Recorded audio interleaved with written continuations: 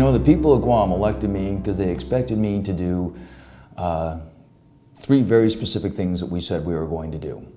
Right? We were going to introduce a bill to create good middle-class jobs for the people on Guam, which we did, which is Bill 48, the Middle Class Job Creation Act, which has had its public hearings. We had 3 public hearings for it, and we're hopefully going to get it through caucus this time and get it on the agenda for this legislative session. They also expected us to introduce a living wage bill so that everybody that works for a company that does business with GovGuam or receives job subsidies from GovGuam has to pay their employees a living wage, which now is about $13.40 an hour. We have introduced that bill. It is now Bill 111. It can be read on our website, mattrector.com, and we'll have the public hearing coming up. And the third thing that we promise is universal health care. At this point, that bill is about 800 pages long, and it's a very complicated subject, but we're getting there, and we're going to get it introduced, and we're going to get it passed. Have our first 100 days been successful? Yes. Have we accomplished everything that we want? No. Have we learned a lot? Yes. But let's talk about some of the other stuff that we've done, like big accomplishments. One of the first things we had to deal with was the dump. I know we call it a landfill now, but really we all think of it as the dump. And how to close it, how to finance it, and how to open a new one. And we instantly introduced legislation or an amendment to the governor's bill to help find a new way to fund it. It didn't work, but we didn't get it through. But it was a good start, and it was a good way to start feeling things out. But we did get some very good and critical amendments in that. And one that I'm super proud of, and it's called clean contracting language. What clean contracting language does is it says that, look, if you want to issue a contract for government of Guam for anything, outsourcing, privatizing, hiring a consultant, you have to do a cost-benefit analysis first and an economic impact statement. You know, all these guys keep saying like, well, if we contract it out, it's going to save us money, it's going to be better, it's going to be cheaper. Prove it. That's what this language says. Prove it. Put it in writing. Let's do an analysis and find out if we really are going to save money. Is it really going to produce a better service for the people of Guam?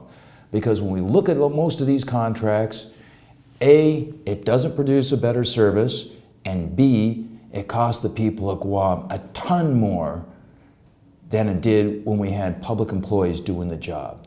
Doing the job where they got paid a living wage, they got benefits, they got sick leave, they got health insurance, and someday they might even be able to retire. Do the people working for these contractors get it? We'll have to find out. You see that? So that was a very good piece of legislation that we got in, and I'm quite proud of that. And we will be introducing a general clean contracting bill that will cover everything the government of Guam does, not just DPW. So that's coming up.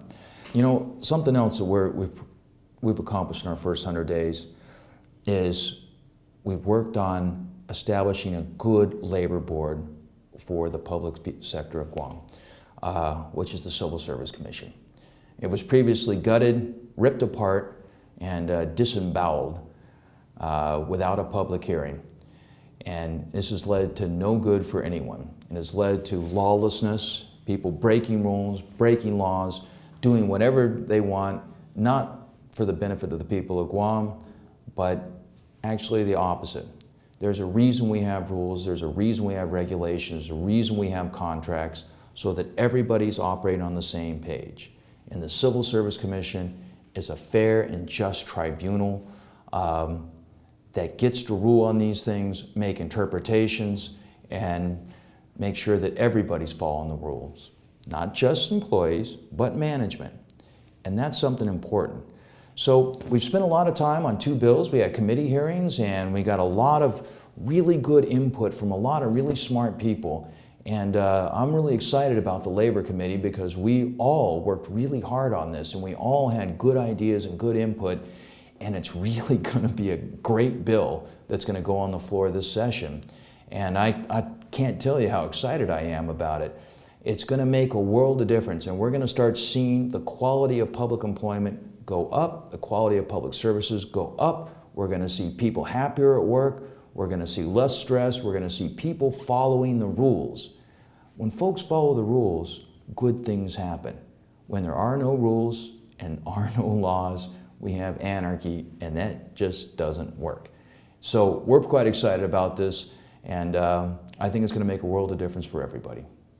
We've made a lot of inroads, and you know, one of the most important things we did in the first 100 days is we started getting people talking about workers, workers' rights, working families, and the things that are important to us and our families.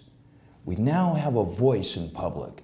So, and it's quite interesting. I've noticed this. My colleagues at the legislature at first were getting real nervous every time I started speaking. But now they think they found out it's okay to speak about workers' issues. It's okay to speak about decent jobs and good health care and retirement. It's okay to speak about the things that the majority, the vast majority of our population want for them and their families. And it's a pretty exciting thing. So our first 100 days have been full with lots of accomplishment, many challenges. It's a new arena, and I've been learning a lot, made a few mistakes, but fortunately, hopefully I learn from them and won't make the same ones again, but guaranteed I'm gonna make other ones. I am human. But it has been an incredibly good time. Now the next question is, what are we gonna do in the next 100 days?